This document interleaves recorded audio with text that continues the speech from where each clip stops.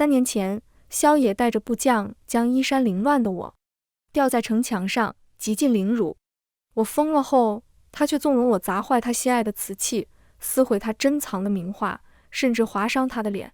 他抱紧我，颤声说：“阿离，你开心就好，只求你不要离开我。”大家好，欢迎收看皮皮听书。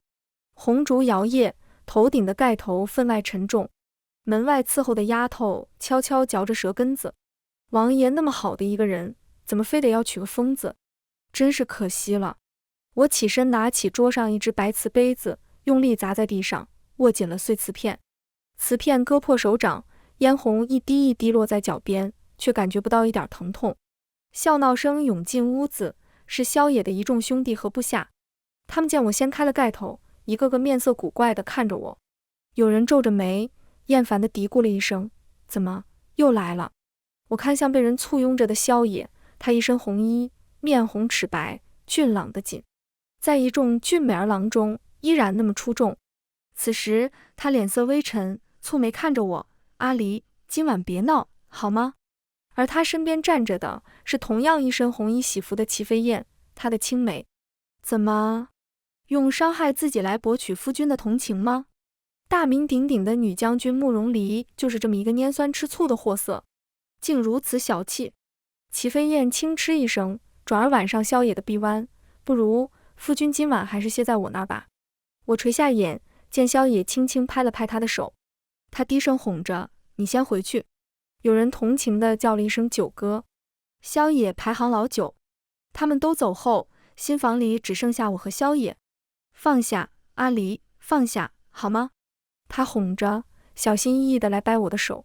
我突然扬起瓷片，朝他脸上划去，一道伤口出现在他额角，鲜血淋漓。他捂住伤口的手瞬时变得鲜红。阿离，今天是我们的大婚之夜，乖乖的，好吗？我冷笑着说：“萧野，你也知道这是我们的大婚之夜，你明知却非得在今日抬齐飞燕为平妻。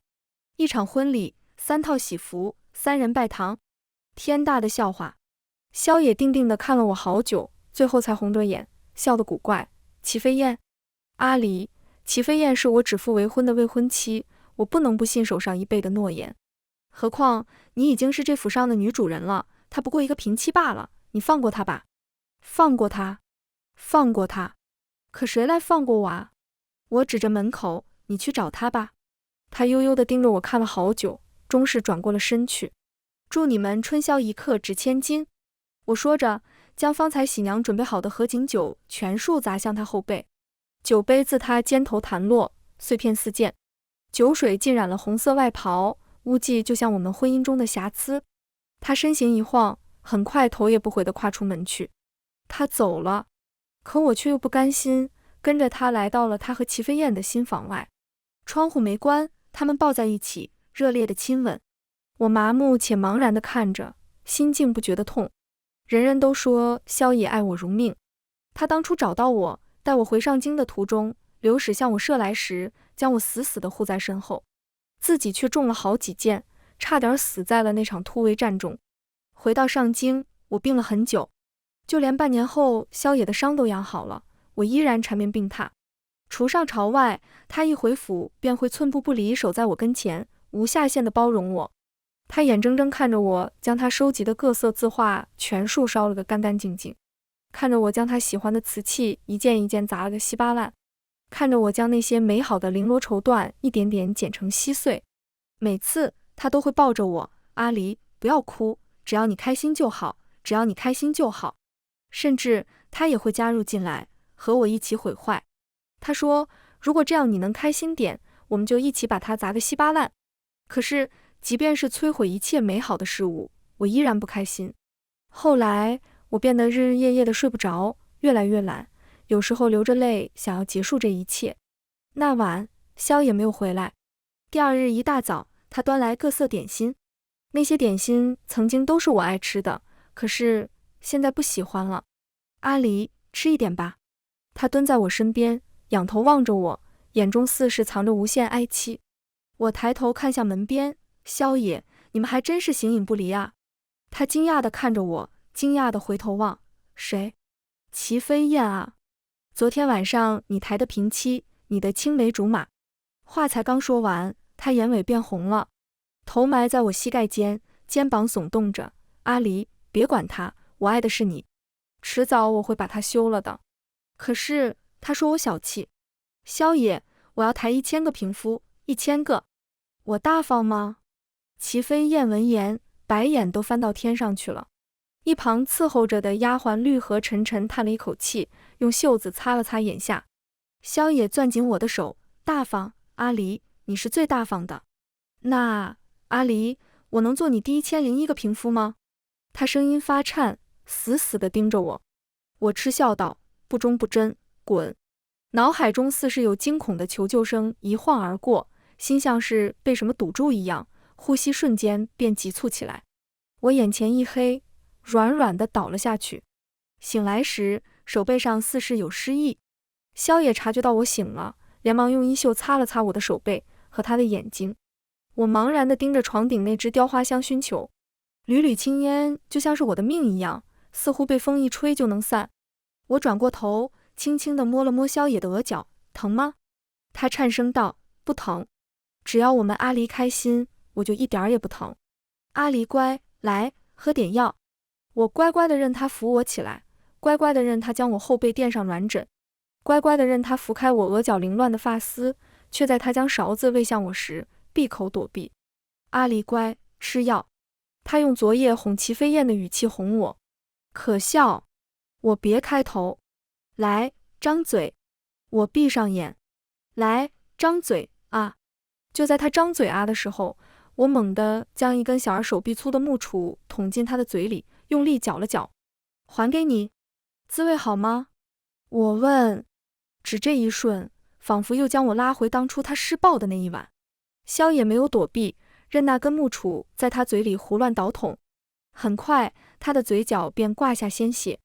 慕容离，你又发什么疯？萧野的大哥萧明冲了进来，将我手里的木杵夺下，狠狠地扔在了地上。木杵上还有鲜红的血。萧野的嘴肿了，嘴角破了。他难过地看着我，突然抱紧我，对不起啊，阿离，对不起。我该死，我该死，我没有保护好你。齐飞燕心疼了，慕容离，你为什么一天天地就要折磨他？他那么好，你为什么不去死？对呀，我为什么不去死呢？我突然间像想通了什么似的。萧明叹了一口气，萧野，战场无情，怪不得你。那几个敌方士兵下落找到了。我和萧野说了想杀人的想法，其实我想杀的是自己，可他却以为我想杀别人。他哄着我，好，把他们全都杀光。阿离，你放心，我会给你报仇的。齐飞燕呢？你舍得杀吗？3年前，是齐飞燕将我的衣物扒了，在寒冬腊月将我捆住，高高的吊在城墙上。朔风凛冽，雪粒子打在我身上，像是刀割般的疼。我还记得城墙下有人嘶吼，是那么悲怆。只是那人时日久远，我已记不清那人的面目。齐飞燕居高临下的看着我，一脸鄙弃地说，他早被万人骑了，供我们军中享乐过了。而那时，萧野站在他身边，搂着他的腰，对城墙下嘶吼那人说，这种破鞋，你竟如此在乎。将军还真是个痴情种子啊！哈哈哈哈！当时他用那么轻贱的眼神睥睨着我，而现在却用这样心疼的目光看着我。早知今日，何必当初？萧野，齐飞燕她扒了我的衣服，将我挂在城墙上。萧野突然将我抱在怀里，箍着我的手微微的抖。杀，必须杀了他！我茫然地看着站在他身后的齐飞燕。他说，杀了我又如何？改变得了曾经发生的事实吗？你就是那么脏，那么脏。夕阳的余晖落在他身上，血一样的红，到处都是鲜红，一直蔓延到天际。我吓得尖叫起来。萧野抱紧我，大声呼喊，快叫郎中！叫郎中！我醒来后有点口渴，萧野一勺一勺喂我水。喝了几勺之后，我指着杯子里茶色的液体，这是什么？凉茶啊，阿离。萧野弯了眉眼，温柔地朝我笑，但那笑里总像是夹杂了点什么似的。要不要吃点点心？你已经很久没吃过东西了。我看着他嘴角的淤青，默然道：萧野，我不肯招的时候，你拿着鞭子一鞭一鞭地打在我身上，衣服都抽烂了。他的手一抖，他起身出了门，很快便拿着一根长鞭进来了。阿离，只要你肯吃东西，拿它打我吧。我静静地看着他，嘴角勾起一抹讽刺的笑。他挽起衣袖，一边抽在自己胳膊上，白皙的皮肤上一道红痕触目惊心。你心里好过些了吗？他问。我摇摇头，不是这样抽的，是手腕绑在架子上。当初他将我绑在架子上，饿了3天3夜，编得我遍体鳞伤，血肉模糊。阿离，他仿佛下一瞬就会哭出来似的。苏锦，他又朝房外喊道。很快，他的副将苏锦便进的房来，单膝跪地，将我绑起来，用力抽。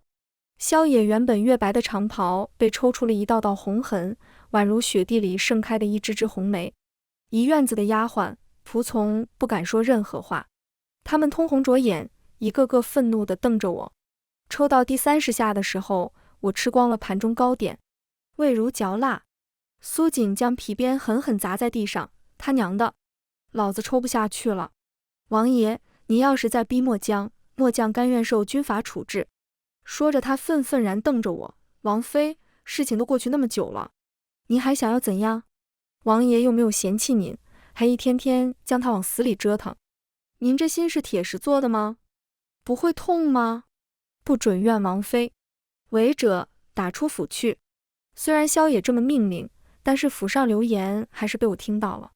那天晚上，郎中来给萧野包扎伤口，2个丫鬟在送他出府回来的路上说，那个疯女人，她为什么不去死啊？我都快要受不了了，偏偏王爷每天还将她护得好好的。王爷真可怜，你知道吗？新婚那晚，王爷一个人在书房哭了，是谁都得哭。3年了，他这么折腾王爷3年了，好不容易有点起色，突然就又犯了病。我茫然地看着墨蓝苍穹上悬着的那轮明月，不知道是哪里出了问题。明明我亲眼看见程青叶、萧野和齐飞燕抱在一起，他们那么热烈的亲吻。次日，萧野又端了那琥珀色的凉茶过来，我不肯喝。萧野，3年前你也是这么逼我的，我不招，你就让人给我灌黄金圣水。黄金圣水是你们仨的尿，还用烙铁，烙铁烙在皮肤上会滋滋的响。我说着，扯开衣领，锁骨下方有一块狰狞的疤。我仿佛又看见萧野拿着烙铁举在我面前，烙铁滚烫，轰得我的脸颊发烫，汗一滴一滴滑落，滚入淋漓的伤口，生生的疼。他瞪着眼，咬牙切齿地说，你们是怎么知道我们的战略战术的？谁是内奸？若不说，他冷笑着指指他身后的部将们，脸色阴沉得像恶魔，就让他们好好教教你。跟此时拿着勺子想要为我凉茶的温声细语、眉眼温顺的萧野截然不同。他将凉茶放在矮几上，从屋外端了一只火炉来，炭火燃得很旺，一只烙铁被烧得通红。他撩起衣袖，小臂上有2处伤疤，一处痂已经落了，生出狰狞的粉色新肉，一处尚且结着痂，看起来是新伤。他拿起烙铁，滋的一声贴在了尚且完好的肌肤上，额上立马遍布上密密层层的汗珠。他唇色苍白，嘴唇止不住的微颤，声音变了调，阿离，不能将你从深潭里拽出来，我就陪着你。现在你报仇了，开心吗？我不开心。3年前，他各种用刑也依然没有得到想要的机密，他竟将我扔进了军营里，自己带头折辱了我。他的那帮将士们排着队，自他之后，一个一个笑得那么猖狂又恶心，将我撵进了无间地狱。为了摧毁我军的军心，在各种折磨之后，他将衣不蔽体的我吊在了城墙上，大肆嘲讽，极尽贬低。堂堂大夏国，竟然需要一名女子守卫，你们大夏是没人了吗？瞧瞧，这就是你们大夏的守护神。在我北蒙将士们身下求欢的将军，和你们整个国家一样，媚言卑膝，哀求饶。我没有喝那碗凉茶，也没有吃他拿来的点心。现在我看到食物，越来越觉得恶心。那日我什么也没吃。晚上，齐飞燕来了，她指着我的脸，都是你，夫君才受了伤，你为什么要逼他烫伤自己？你这个害人精，为什么不早点死？似乎所有的人都希望我早点死去。我太累了，晚上不知是不是做了个梦，我看见我娘在我小的时候拿着藤条抽打我的小腿。你为什么是个女娃？什么都做不好，你怎么这么没用？你活着和死了有什么区别？不如早点死了算了。我爹是兵部尚书，一直想要个儿子继承他的衣钵，几个姨娘都生了儿子，我娘却生了我。他恨我，却又将我伪装成男孩，从小苛刻的教育，动辄打骂。有一次，我吃饭时打破了一个碗，他便拽着我的头发，将我摁进了水盆里。那窒息到快要晕厥的感觉，此后便数次出现在我的梦中。我好怕自己稍稍做错一点什么，就被他打死。后来我做了将军，他才稍稍对我和颜悦色了些。我上战场前，他警告我，你是个女儿家，去了军营那种地方，别丢了我们慕容家的脸。我被吊在城墙上的是传开，丢进了慕容氏的脸。当我被萧野带回上京后，他没来看过我一眼。当初绿荷去找过他，求他来看看我。回来后，绿荷抱着我的膝盖，哭着说，夫人身体不好，等她好了，她会来见您的。其实我知道，绿荷去找我娘的时候，我娘说的是，我没她那样的女儿，不要脸，让我去看她，她是想逼死我吗？她就是死了，也不干我的事。要死，早点死，别来烦我。她的话，方寺里早就传遍了，我又怎么会听不到呢？我的身体每况愈下，现在躺在床上，全身都疼，一动就疼。也不知过了多久，郎中似乎来了好些个，他们的声音嗡嗡的，遥远得听不大真切，肝气郁结，怕是要时无医了，得打开王妃的心结。我努力想要看清站在床前的人，可是他们面目实在太模糊。萧野抱紧了我，阿离，我们去杀人，现在就去杀人，好吗？杀人太累了，我不想杀了，我连话也不想说了，太累了。几天后，萧野真的在我面前杀了一个男人。男人看起来很惊恐，跪倒在我床前，不断地哀求饶命。他重复了好几遍，我才听明白他在说什么。王妃饶命，我禽兽不如，我错了，我不该参与到那件事中去。最近我的脑袋有些木木的，别人说什么总有些反应不过来，但身边讥讽我的话，我却十分敏感，又能听得清清楚楚。那人左右开弓，扇着自己耳光，扇得脸高高的肿起，嘴角挂着血丝。萧野一剑刺入他心窝，他瞪大了双眼，直直地朝后倒了下去。我看着这一切，无悲无喜，只是觉得那男人有些眼熟，努力想要想起来，却怎么也想不起在哪里见到过他。晚上依旧是吃不下东西，喝了一点水便继续躺在床上。萧野坐在我床沿上，握紧我的手，忧心忡忡地看着我。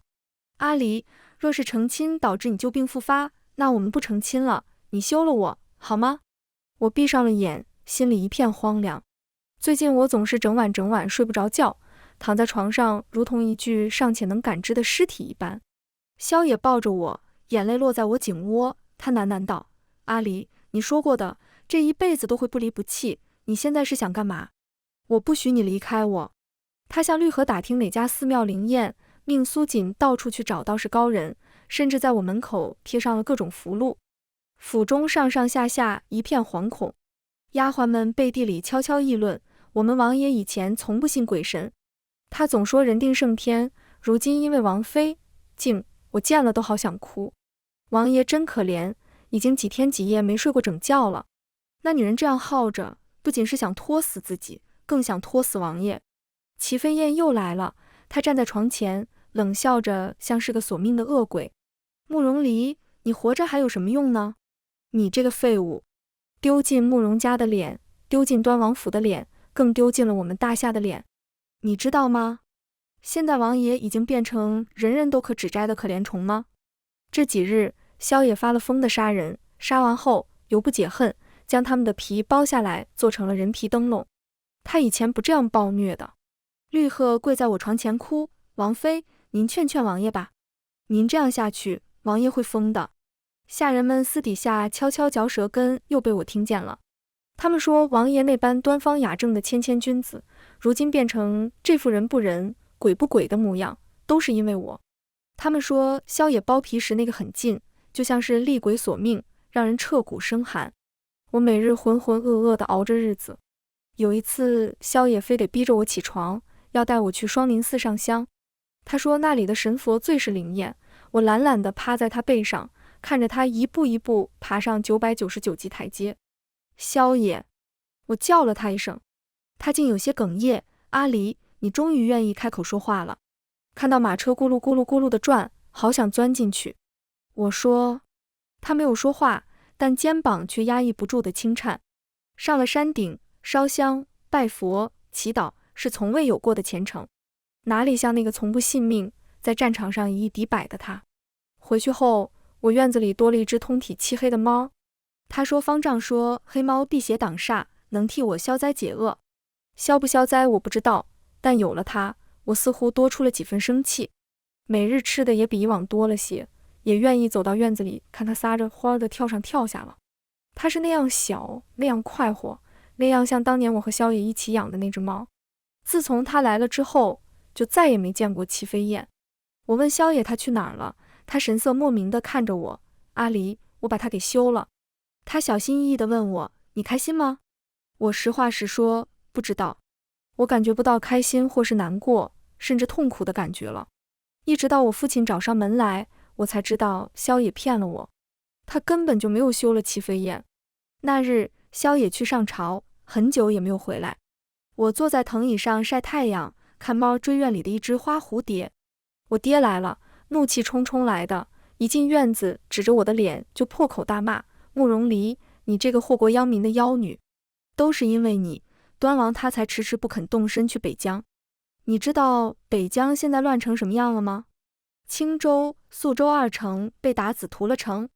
他说着，老泪纵横。你也是上过战场的人，你曾经也是保家卫国的女郎，也是爱兵如子的将领。现如今，你怎么能眼睁睁看着那么多子民命丧打紫铁骑之下？我的脑袋嗡嗡作响，我忘了很多事。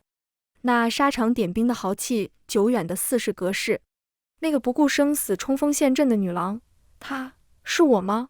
你说齐飞燕扒了你的衣服，将你捆在城墙上，齐飞燕是谁？侮辱你的明明是达子，你疯疯癫癫，却说端王和将士侮辱了你，拼了命的折磨他。慕容离，我作为你的父亲，应该替端王讨一个公道。他一记耳光狠狠地甩在我脸上，我的左脸火辣辣的疼，我的脑袋一片天旋地转。我记错了吗？不是萧野吗？不是萧野吗？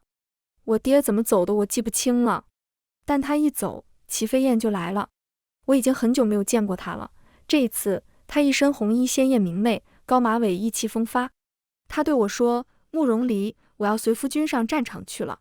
他腰间的那把佩剑，正是当初萧野送给我的定情信物。那时他说，阿离，若我不在，便用它护着你。他就是我。没想到他连这把剑也送给齐飞燕了。慕容离，你让我说你什么好？你女儿家的活是一样都不会，原本还能上战场带兵打仗，现在可好，反倒成了夫君的绊脚石了。你不但没有半点用，还因为那件事让整个端王府蒙羞。你知不知道夫君在朝堂上是怎么为你据理力争的？你知不知道陛下是怎样反对你和他的婚事的？我茫然地往后退去，却听得围墙上传来一声七。一个16、17岁的少年斜倚在围墙上，眉眼带着笑。难道你会的比他多？那少年的眉眼和萧野好生相像，剑眉修目，十分好看。至少我能上战场。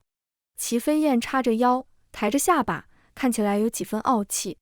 我好生羡慕他。那阿离也能上战场。少年走到我身边，和煦的笑。阿离是我心中最厉害的将军。燕不离，我才是，我才是，我是大夏唯一的女将军。齐飞燕要来扭燕不离，被他躲过，两人便开始在院子里追跑起来。咯咯的笑声直冲云霄。他们真快乐。晚上，萧野回来得很迟，他说要上战场了，想带着我去。我不肯。他和他的部将当初那般对我。妈儿跳到我的膝盖上，我慢慢地撸着他的毛，木然道：我有何颜面出现在军营呢？他一怔，旋即将我紧紧抱在怀里。阿离，你不去，我明日便和陛下禀明，让别的将领前去北疆。大夏将领那么多，不是非我不可。我想起在很早很早以前，他拉着我的手，阿离，天下和你，我要你。我却扬了扬眉，不，萧野，我爱你，更爱天下苍生。若让我选，黎民和你，我选黎民。桃花花瓣簌簌而下，一如梦中。那一晚，我做了好长的一个梦，梦见齐飞燕和燕不离，他们在一个小山村里恩恩爱爱。那是他们第一次做探子。燕不离15岁，齐飞燕14岁，明明是两个青葱般的人，却要扮成老夫老妻模样。齐飞燕为了装得像妇人，愣是在城门口蹲了整整3天，只为了学乡下妇人的谈吐举止。她不高兴地抱怨，为什么非得扮成老夫老妻，扮成兄妹不行吗？燕不离却只看着她笑，眉眼弯弯，因为我想知道很多年后你是怎样的啊。现在我就是你当家的，你就是我婆娘，婆娘。齐飞燕嫌婆娘难听，拼命要去捂她的嘴，可捂着捂着，她将她的手抓在了手中。那是他们第一次牵手，她的心跳得好快。一片桃花花瓣落在她发间，风起时飘过她的唇瓣。她盯着他的目光是那般专注，仿佛整个世界只剩一个他。她下意识地咽了咽口水，在她以为要发生点什么的时候，她却笑着松了手，跑开了。迟早都会是我婆娘，婆娘，婆娘，婆娘，夫人，夫人，夫人。她的耳尖是那么红，红的就像那天傍晚的红霞。她不知道，她看着他跑远，笑着轻轻地应了一声，哎。第二日，我特意穿了一身红衣。3年了，我已经3年没有着过红妆了。萧野见我竟贴了花黄，不由得一喜，阿离，你今天看起来好漂亮。我央他带我去城楼上吹风，他爽快地应了，眉眼带着笑意。站在城楼上，朔风阵阵，似是能听见兵戈铁马的铿锵声。我看着萧野，萧野，昨天燕不离来过了。他扯了扯嘴角，强撑出一个笑来。燕不离，他怎么样？他啊，还和以前一样，俊朗自意。他说我是他心中最厉害的将军。齐飞燕吃醋了，你看，他在那里呢。我指向萧野身后，趁他转过头去时，我一掌拍在墙垛上，朝外跃了出去。阿离，萧野一脚已经跨上墙垛，却被他身后的苏锦给紧紧抱住。我看着他噗地吐出一口鲜血，想要告诉他，萧野，对不起啊。可是下降的速度是那么快，我连他的名字都未来得及叫出，便沉沉地砸在了地上。我终于解脱了，也终于放萧野自由了。萧野这人太过儿女情长，严格意义上来说，不是一位好将领。他应该生在一个普通的家庭里，做一名普普通通的丈夫、父亲。他是陛下最宠爱的皇子，若是真争起皇权来，胜算极大。可是他却说，帝王宝座从来都是冰冷彻骨的。阿离，我不想一个人孤单地坐在那上面，我只想和你恩恩爱爱到白头。他胸无大志，甚至说有些淡漠。我曾经问他，若是我和数千百姓同时陷入火场，你选谁？他毫不犹豫地说，选你。他们是我父皇的子民，并不是我的子民。阿离，你是我最爱的人，最亲的人，我怎么能抛下你呢？我当时和他据理力争，拼命想要告诉他，牺牲一人换取千万人幸福是值得的。可是他却只说他不是圣人，做不到眼睁睁看着我离开。没想到他竟一语成谶，如今真要眼睁睁看着我离开了。血色淹没了我的瞳孔，模模糊糊中，我看见萧野跌跌撞撞地朝我奔过来。他重重地摔了一跤，脸上沾了灰，狼狈地连滚带爬地扑向我。对不起，萧野，我已经没有力气将这3个字说出口了。这3年苦了你了。3年了，我困在自己的臆想里3年了。我时常折磨萧野，说他和他的部将一起凌辱了我，说他们扒了我的衣服，将我挂在城墙上示众。若不是昨日我父亲怒斥喝醒我，我不知还要折磨他多久，还要他背负这本不该有的罪名多久。是的，我爹说的没错，这些都是达子干的。他们为了摧毁我方军心，想尽了办法折辱我。那天站在城墙下嘶吼的人就是萧野。我被他救下后，一度崩溃地缩在角落里，似是受伤的小兽。我知道萧野的为人，知道他定不会因此事便抛下我，更不会因此事就毁了婚约。可我更知道，他是一位皇子，若娶我这样的女子，天界颜面何存？我不愿他受朝野的指点，更不愿他成为方四茶余饭后的谈资。于是，远离萧野变成了我心中的执念。只是，怎么也没想到，我竟会一念成狂，将他想象成残害我的那些恶魔。今天的结局，我摆脱不了。有我在，他不肯去战场。他虽无意夺权，但他却是最了解鞑子和北疆的将领。大夏不能没有他。他陪我演戏，受我折磨3年之久，生生将我的命延续了3年。如今我一跃而下，逼得他去北疆，我无从选择。我实在不愿眼睁睁看着他被我拽入这暗不见天日的深渊。萧野，对不起啊，你说过，就算我身处无间地狱，你也会陪着我。可这样痛苦的日子，我不想你也饱受折磨了。就像是即将溺死的人一样，我拼了命也要让你浮出水面。